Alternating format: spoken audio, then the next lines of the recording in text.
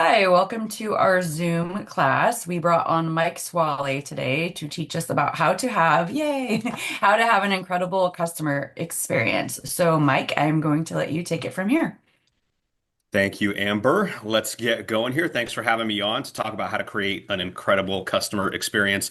Got just a short slide deck to share with you guys. Can you see my screen okay? Yes. Yes.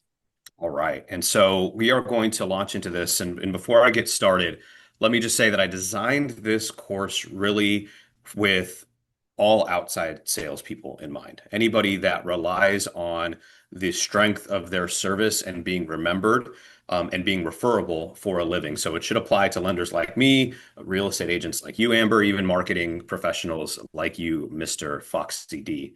Um, Let's so go. so it should be hopefully applicable to everybody within the network society. So we're going to start with who the heck am I? Because if I was going to attend a class or a Zoom about how to create a customer experience, I would definitely want to know, like, why is this guy qualified to talk to me about this sort of thing?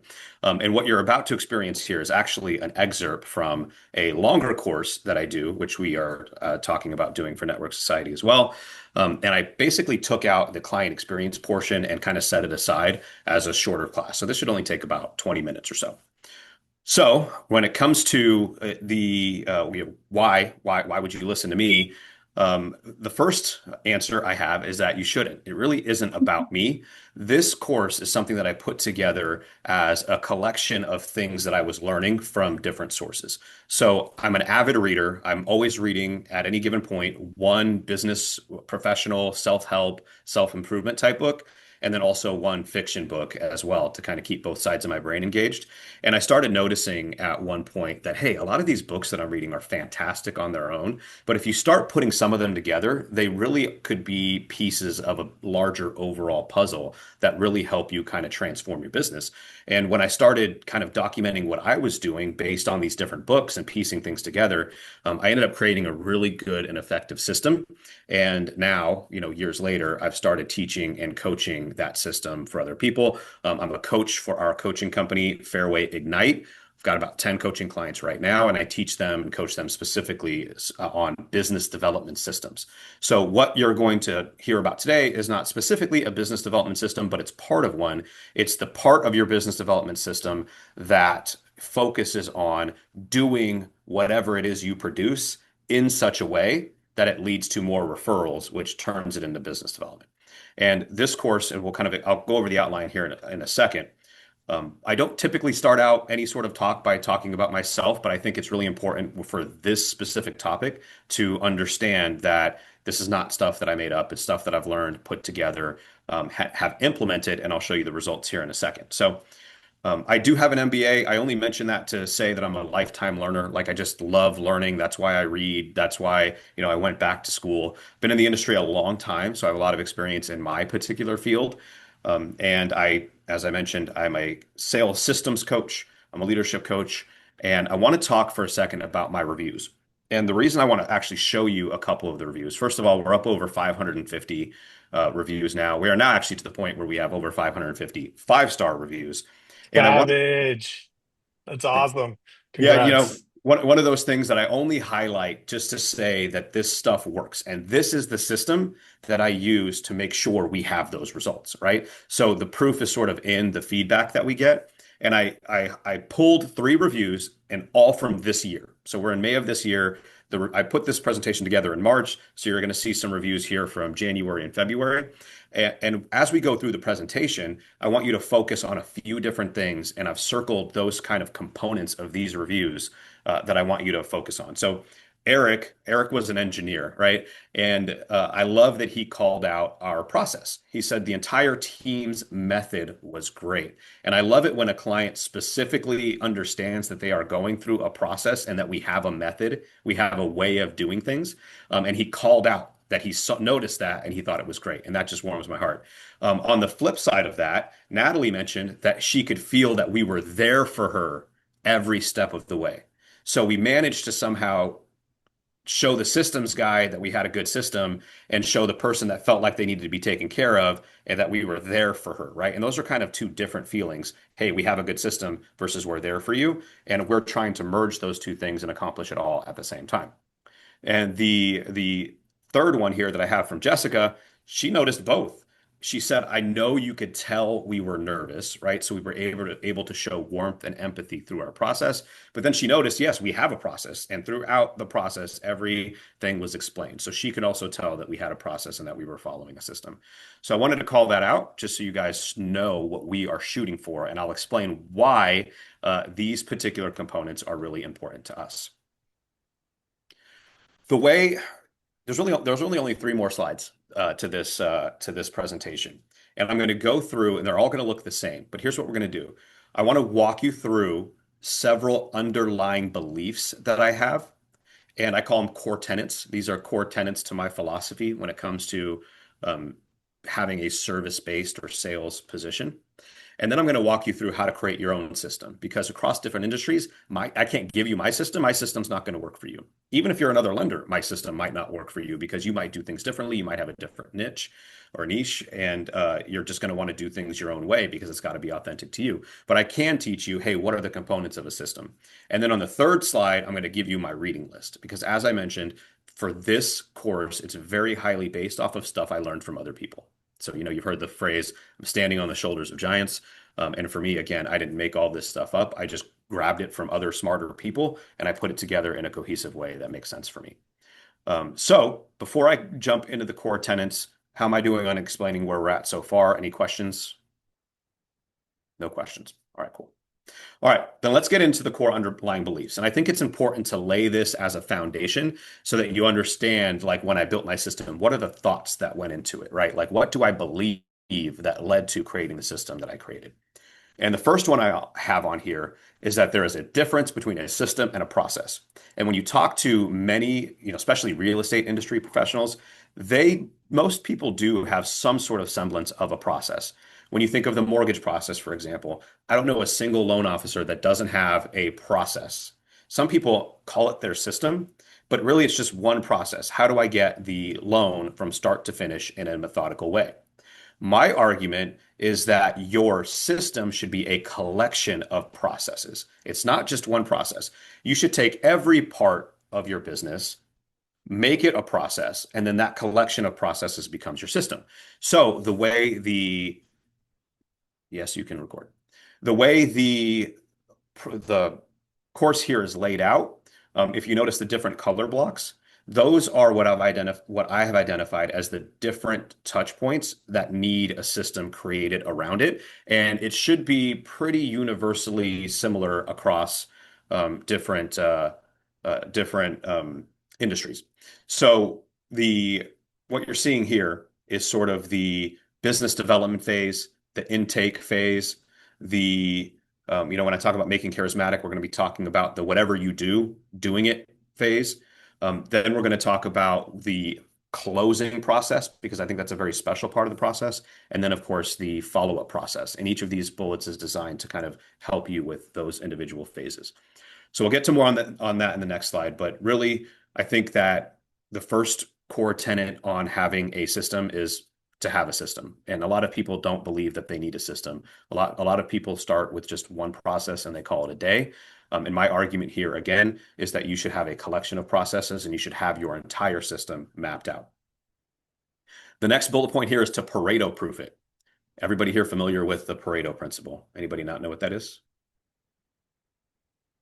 Yay? Nay? Okay. The Pareto principle is the 80-20 rule, right? When I'm creating my processes within my systems, a lot of folks will get bogged down with the fact that, hey, not every process is the same. Not every client is the same. My argument is that there's probably a striking overlap between each of your clients in terms of what is the same. And then there's a much smaller component that has a lot of high variability in it. So my argument is to go ahead and build your system and build it for the 80%. But don't ignore that other 20% that's not going to fit. Have your caveats, have your carve outs for those folks that will need something different than the 80% need. And in fact, for me, it's more like, hey, every process is 80% the same, but 100% of my clients have something that's a little bit different that I need to account for. So don't stop or don't avoid building your systems because you don't think things are the same. Build it for the 80%, but also don't ignore the outliers and make sure you can account for them. The second part of this here is to name the system. And this one's a little bit weird. I do get some pushback on this one, especially from my coaching clients. Uh, my system, I call it the Swaleh Team Way. It's a very simple name. It could be the Fox method, right? If Derek's creating his system, it could be I don't know, Amber, what's a good what would your system name be off the top of your head? My system name? Yeah. The get it done system. I don't know. Yeah, the GSD method, right? The get shit done system. I like that. So have a name for your system, and here's why I think that's important. I think it's important for two reasons. Number one of my core beliefs is that everything we do as salespeople is marketing. The way we treat our clients is marketing. The way we network is marketing. The way we act in public or online is marketing. Everything we do or say is marketing. It could be good or bad marketing, but it is marketing. And that should, very much should, absolutely include the way you do your business, right? Everything is marketing. So why wouldn't your system be marketing? Yes, Amber. So I'm glad that you pointed that out, like saying everything you do is marketing, so even how you act online. So Hmm. a lot of people don't understand that everything has to do with your brand and you making Yeah. like you might think, oh, this video is just funny. It's Instagram. Instagram's not that important. It doesn't matter. So you'll make videos that you think, you know, are going to be popular on Instagram, but it can actually detract from what you're trying to accomplish with posting those videos. Everything has to be consistent, everything has to be you, everything has to be in line. So for some reason, Instagram seems like this like wild, wild west where anything goes. And I think it actually hurts people in business when they don't fall in line with what you're saying. So I'm glad you brought that up. Derek and I actually teach a class on that. Yeah, no, absolutely. And that doesn't mean that you can't have if your brand has this element of, silly personality, that's totally Right, okay. Just right, realize that everything you do is marketing and make right, sure that you're representing yourself the way that you want to be seen, right? right. And that includes, again, your system. So once anybody ever heard the term anthropomorphism? I know I'm really reaching into the textbooks here. Anthropomorphism is casting human-like traits onto inhuman objects, right? Like when talk as your pet or talk to your pet, right? Or when you take something like your system and you give it a name and you talk about it like it's a person, that's anthropomorphism. And I believe that helps you relate to other people when you can take your system and you can talk about it as if its own thing. It gets its own persona, right? It becomes its own thing. And I think that's really important in terms of getting your word out there and helping people trust you. And the other thing that it does is it allows you to talk about it in a way that sets expectations. One of the most important parts about building your system is having your system set up the next part of your process. And one step should lead to another step. And at each step, you should be setting expectations for the next step. And when you're referring back to this system that you have that you've named, the Swaleh Team Way, the next step in the Swaleh Team Way, here's what we're going to go through next as part of my process. It just helps you stay on track and it helps you explain things to clients in a way that they're going to remember and understand. It also really helps, I think, from a business development perspective to show your value. And so one of the things that I go through in my lending coaching is I go through an exercise with my clients on, calling a realtor, right? I'm a lender. Our job is to develop relationships with realtors and earn their trust so that they trust us with their clients. And that's one of the ways that we get referrals. And so we go through, like, if you were to call an agent that you didn't know, not necessarily a warm call, maybe they're the listing agent on a transaction. And if you were calling and trying to get a meeting, what would that sound like? And without fail, 80% of the people that I coach have something that sounds like this. And Amber, you might be able to relate to this because this is probably what 80% of the lenders who cold call you say something to the effect of, oh, our rates are really good and we have great customer service and our service is so good. And I'm available and we have service and our service is so good. Have I told you about our service yet? Yeah, we have really good service. Right? Am I somewhat on track here? Yeah, and they used to offer to take you out to lunch or buy you coffee. Now they just want your business without even. Yeah. Hey, the economy. Uh, but So I demonstrate how some of the calls to listing agents that I've made might sound a little bit different. Hey Mike, why should I meet with you? Obviously, I'm here talking about my service, so I believe my service is good too, but I just talk about it differently. I say, you know what? That is a great question. I bet a lot of other lenders are telling you how good their service is. But what I have that's different is a documented process that helps me work every loan the exact same way. I've built my system to create peaks that will be memorable for each client and make both you and I look better and make it easier for them to refer both of us in the future. In fact, there's probably a couple different things from my system that you could take away and learn and implement into your system. Would you like to talk about that? And that Yes. just creates a completely different vibe in that conversation and helps me come across as a partner to them versus somebody who's got my hands out asking something for them, right? Right. And the word system gets used a lot in this industry. A lot of people It claim does. to have systems and like join our team because of our system, and then there actually is no system. That's a really good point, and that goes back to the naming thing. I actually Hmm. have a system, and I forgot that, so thank you for reminding me. I also actually have a system. I call it the Swaleh Team Way, and it's meant to take through the lead process, while the loan's in process, and even through the closing, which I believe is a very special part of the process, and I'll explain why. And then post-close to make sure we continue to stay in front of that client. Would you like to learn about that, right? When you personify it, it just makes it more real and it's more believable that you actually have a system if you went so far as to name it because everybody can talk about their system. I've said the word system 87 times already on this call, right? Right. So you're absolutely right. It's overused, but personifying it helps it stand out from everybody else who's overusing it, right? If you think about it, what I said on the call was very similar to what everybody else says on the call. I just said it differently in a way that they can tell I mean it versus just saying it. Is that fair? Yeah. Yeah, we This is call one of, ours we call ours a customer journey is really love it. kind of what our focus is customer journey. And we actually it's funny I like this topic a lot because before we used to ask our clients like, "Hey, what do you want? What do you want? Do you want a website? Do you want social media?" And now we actually start from, "Hey, what is your customer journey?" And we have them explain to us what their customers go through from start to finish. And believe it or not, 99% of them have nothing. They have it in their head and they know what it Hmm. is, but they've actually never written it out. And That's it. then it's like, hey, once we write that out, now let's work on the marketing. Let's work on the different pieces, kind of working through it. So this is definitely the Swaleh way for sure. It lines up nicely, right? Yeah. Um, this is one of my favorite things. So this is something I learned this year. This big green bullet point here. You wouldn't think of building a system with charisma, right? Riz has been such a buzzword of the last couple of years. How do we make our system charismatic? And what does that even mean? What would that mean for a system? Well, Vanessa Van Edwards this year, I learned, came out with this definition of charisma. And charisma is the fast track to trust. People trust you when they believe that you're charismatic. And it turns out charisma has an equation, at least according to Vanessa Van Edwards, which I bought into this and it's been my favorite quote of the year. She says that charisma is the balance of warmth and competence. Warmth and competence. So if you go back to those reviews that I shared at the beginning, you can see why those things meant something to me because it showed our warmth.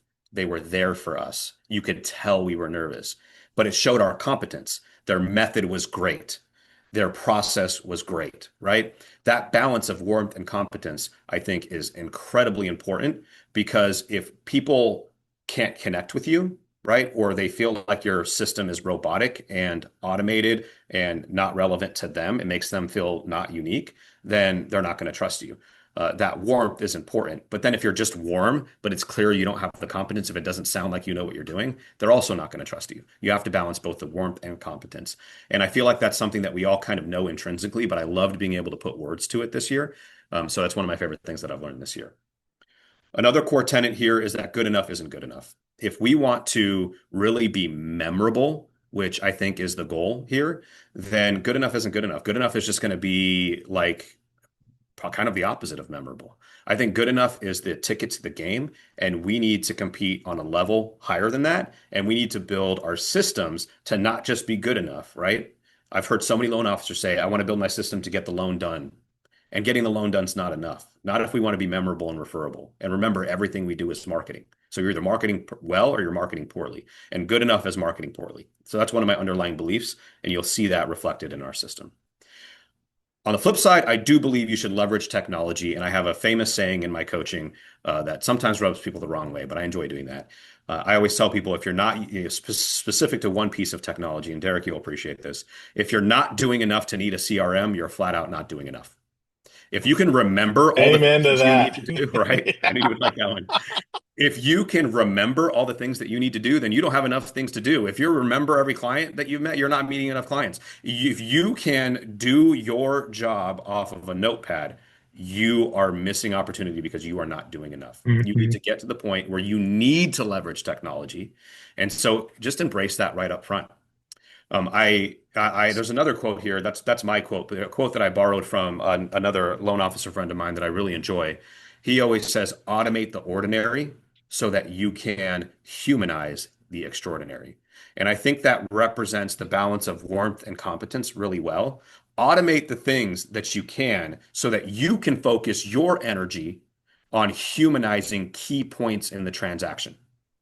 And we're going to get to why that's important here on the next slide. Leverage technology. That could mean ChatGPT. That could mean a CRM. That could mean a POS. That can mean anything else that your company provides you to help things go faster, smoother, or better. Don't be afraid of that kind of stuff. It's important. And why is it important? Again, I want to reiterate, it's important so that you can spend less time on that stuff and more time investing in the relationship with your client, not doing stuff or forgetting stuff. Stuff. Not a big stuff fan. And the system is the safety net. You want to build your system, going back to kind of good enough isn't good enough. You want to build your system to be the least, not the most. Build your system to be above average and great, but still realize that's your floor. Find moments, even if it's off script, to go above and beyond even what your system does. So, what that means in practice is I don't want you sitting there having a system, having a process, and thinking, well, I can't do this for this client because it's not part of my process, right? I think instead, well, I can't not do this for this client because it's part of my process, but find elements, find opportunities to go above and beyond even your own system. And one of the most powerful concepts on here and biggest realizations in my career is the A word. So if I were to tell you that I think one of the biggest killers in a customer journey, one of the biggest killers, one of the biggest destroyers of real estate transactions, one of the biggest impediments to customer satisfaction in general, but especially in our industry, Amber, is an A word. What do you think that A word would be? I don't know. It's a trap. Derek, what's the A word? Do you have any idea? Nobody Mm-mm. I gets mean, I know some A words, but I don't think it's it. what you mean. Yeah. So I have a theory, right? This is my core tenets page. These are all my beliefs. My belief is that the biggest disease in our industry, in the sales, most of the sales world too. Arrogance. That's a good one. That's a good one. Not it, but it's a good one. If I were to tell you, Awesomeness. awesomeness is the cure. The biggest underlying disease in our industry is the unknown. The unknown plagues our clients, but it causes a symptom. And that symptom is the A word, and that symptom is anxiety. Mm. Anxiety is it makes people do and say things they wouldn't normally do if they weren't under extreme anxiety. It makes them harder to deal with. It kills deals. It makes them do stuff that's not even in their best interest, right? Anxiety does that to people in general, but Mm. specific to the sales process, it could make people jump out of line, and in their own, against their own interest. And so, if the unknown is the underlying disease and the symptom that presents itself is anxiety, the cure for that is over communication. And that's an important concept because we build our system and our processes to answer the next question that somebody's going to have before they have it, right? I think Amber, you and I have talked about this. If we have the unknown in our transaction, it's going to be a killer. And so we need to answer questions not only right away, but sometimes even before they have it. And that also helps you build that competency. That helps show people that you really do empathize with them. You really do know your job and you really do know what's going on because you're answering questions one step ahead. And, this is a high bar, but I almost feel like if somebody has to ask me a frequently asked question, that I've lost. I've done something wrong. because I should have answered it. It's a frequently asked question. I should have answered it throughout my system before they even asked it. So I think that's an important to building. All right, that was a long one. We're going to go through these next two quickly. When it comes to building your system, again, I said we have sort of five parts that we have processes to address that make up our system. The sales, sales and business development, intake, fulfillment, closing, and then post close. So here are some things to remember when you're building your own system. Build that first impression. And that first impression that helps you build rapport.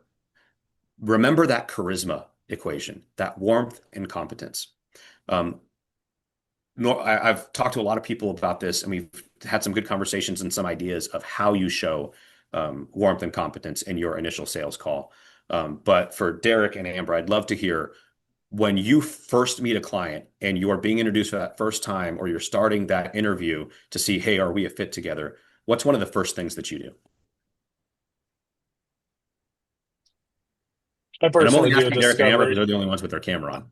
I personally ask them, I go through a discovery and set the stage of what we're first initially going to do, and that my focus is learning about currently about what their business is and why they're doing it and what's important, and to share their customer journey with me so that I have a better understanding. And then at the end, I'll be able to explain how I can best help you to reach your goals. So it's really all about them in the Love it. first call for me. Amber? Same with me. So a lot of people just call like, oh, I want to see this house or I want a 3-2, this like, they get, but it's like, but why? Why are you looking for that? And sometimes when you start asking those why questions, it's like, oh, you don't actually need that. This could work for you because of these things. So sometimes people get caught up on these like specifics because they don't really understand. So a lot of mine is like, well, what are you looking for? But why are you looking for it? What are your hobbies? What do you like to do? Like I have a client that specifically they want to be next to a trailhead. They love hiking, they love walking. So that limits them, right? So for me it's just discovering who they are, things they like to do, what they want to be close to because especially if people are relocating, right, to this area, they don't really know anything about it.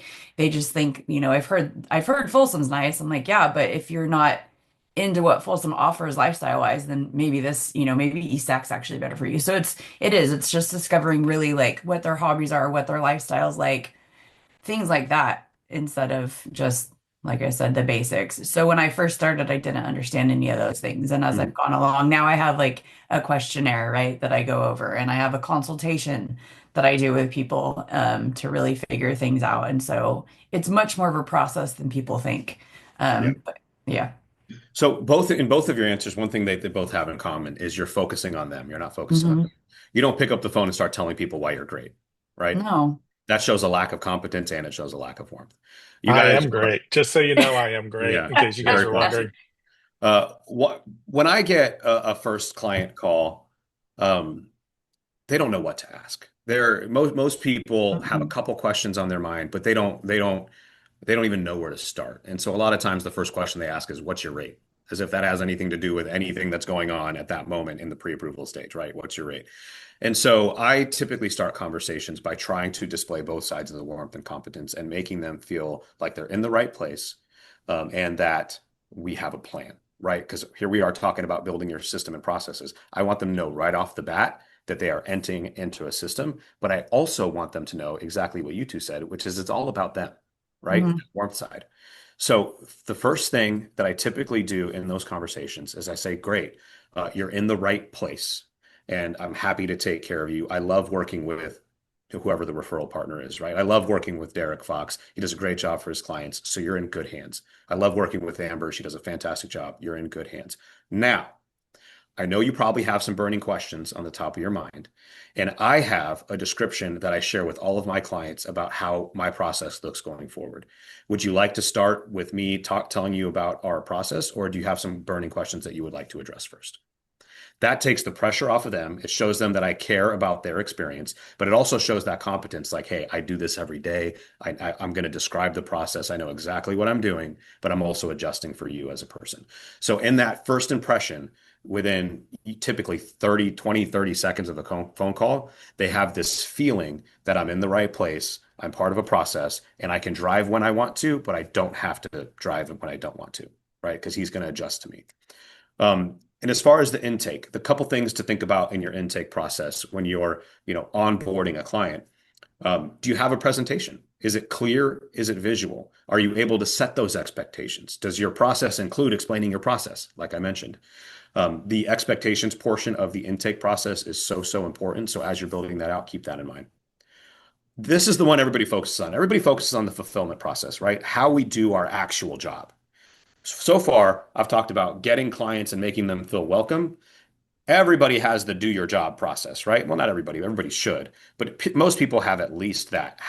What's the mortgage loan process, right? What's the escrow process? People have those things mapped out. Don't forget to balance warmth and competence even in while you're building that process, right? We talked about answering before they ask. We have every part of our process templated. And when X happens, Y template goes out, answering all the questions they're probably going to have about the X part of the process. They might have other questions or unique questions, and we are happy to address those. But again, if somebody has to come and ask me a frequently asked question, then I've failed because my system should be mapping that out in advance, and that doesn't happen much anymore. The closing process. Are you guys familiar with a concept called the peak end rule? This No. comes from a book called Power of Moments by Chip and Dan Heath. It's talked about differently. It's not called the peak end rule in Unreasonable Hospitality, but creating special moments is a focus of the book Unreasonable Hospitality, which is kind of taking the nation by storm right now by Will Guidara. Heard of that one? So Sotheby's actually had him as our keynote speaker at our global networking event like 2 years ago. I think it was the one that was in Vegas. I didn't get to go, but I heard a lot about it, and then everyone wound up getting the book and like reading the Mhm. book. But yeah, that's how great he is It's at huge this right now. stuff. Yeah. So one of the things I learned from the Power of Moments by Chip and Dan Heath and from Unreasonable Hospitality by Will Gudara was this idea that, and remember I said your system is the minimum, right? That one of the most powerful ways you can be remembered is by creating peak moments throughout your transaction that are unexpected and let people know, yeah, I went through the process, but this person really cared about me as an individual, right? And these two books deal with that concept differently, but between the two of them, they're highly applicable to everything that we do. The peak end rule is a uh, thought that people remember experiences not by the sum or the average of the experience, but over time, their recollection is strictly based off of the peaks, the valleys, and how it ended. And one of the ways, just to drive this point home, that he explains this is, your Disneyland trip 5 years ago, you don't remember minute by minute, and you don't remember it as the average of your experiences. You remember the highlights and you remember how it ended, right? And that is true of most customer service experiences, that the highlights, the lowlights, and the way it ends is what becomes memorable the farther you get away from an experience, which is why before I said the closing process is uniquely important. The finalization process, depending on what industry you're in, you may call it something different, but that closing process for us is instrumental in creating that memorable moment, which is why intuitively so many people in my industry attend their closings, get gifts, et cetera, right? Like people kind of sort of understand that closing is the final memory that you're making in that journey, and it's an important memory, right? The peak end rule kind of gives some verbiage to that, but it also kind of teaches us that, hey, we should be looking for opportunities within our process to create peak moments where your process is great, but then it also peaks at times, and those moments become memorable. So one of your homeworks from today is to think about your sales process and what are some opportunities for you to control the way they remember you by creating those peak moments. So your job is to both mitigate the valleys so that that's not what you're remembered by and create the peaks so that is what you're remembered by. Incredibly powerful tool to remember the peak end rule. And obviously both of those books are on the reading list. Then after closing, let's not forget about our clients, right? The client for life mentality. Lots of books on this subject. But your job is to be memorable so that they want to come back to you, stay in touch so they remember that they need to remember you, But most importantly, turn them into raving fans. And one of the things that I've learned and is talked about in several of the books that we'll talk about is that not everybody is capable of becoming a raving fan because not everybody is built that way. But there are certain people in your database, in your community, in your SOI, in your networking groups that are what Malcolm Gladwell calls mavens, salespeople, and connectors. And this is from the book, The Tipping Point. Some people, and you know these people, all three of us are these people, by the way, right? Like when we have a good experience at the restaurant, everybody hears about it. When we have a bad experience at the restaurant, everybody hears about it. If we have a good experience with our realtor or our massage therapist or whoever, like we want people to go see those people. And so we talk about it to our networks. Not everybody's built that way, but some people are. Pay special attention to those people in your networks that are the loudest about their experiences and make sure you arm those folks with the right language to promote your business and obviously make sure they have a great experience to talk about. Last slide here is what kind of books can help you with the different parts of your process. And this is probably my favorite slide because, again, I built this off of concepts from a number of books and I couldn't fit them all on this slide. So here's a suggested reading list for you. Marketing and First Impression. We already talked about Vanessa Van Edwards. Her book is called Captivate. And then one of my all-time favorites, Start with Why. Even if you're not going to read the whole book, at least go look up the 18-minute TED Talk that's got, probably in the top 5 in terms of all-time views on YouTube. Start with Why helps you create your message so that you can then talk about your message. And Captivate helps you deliver that message charismatically. The sales process, we talked about Unreasonable Hospitality by Will Guidara. That is a book about a restaurant with so many takeaways for other businesses and especially real estate. He actually, in the book, calls out real estate several times as, hey, I know I'm writing about a restaurant here, but this would be a good idea for a realtor. Nudge, nudge. It's probably why that he wound up being a speaker Yeah, for, our networking event. And at one point, he was the number one restaurant in the world. So he obviously knows what he's talking 100%. about. But talk about everything being marketing, right? He was Right. writing a book, but he built his marketing into his book. He's like, if I mention the real estate industry here, then I'm Right. going to be, that's Right. people who need me. So I'm going to get a lot of attention that way. The fulfillment process. If you are running a team, highly recommend the book Traction by Gino Wickman. It's how to set up all your systems and processes and team and document everything. But then The Power of Moments by Chip and Dan Heath. I really do believe that your fulfillment process is an opportunity for you to create peak memories for your clients that are going to outlast the transaction. So I'm harping on that a lot because it's really, really important. And then closing and post-closing, raving fans. I get that term from a book by Ken Blanchard and Sheldon Bowles called Raving Fans.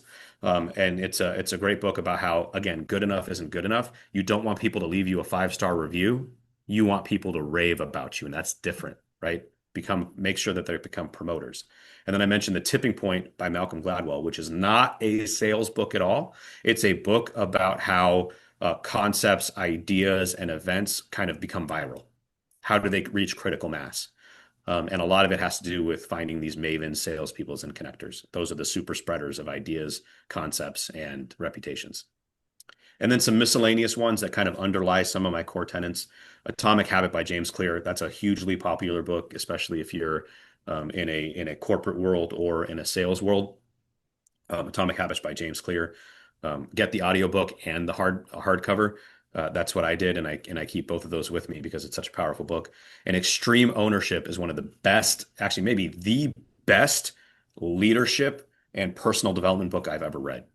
Highly underrated, written by an ex-Navy SEAL turned business consultant. Freaking awesome book. Amber, you got a question?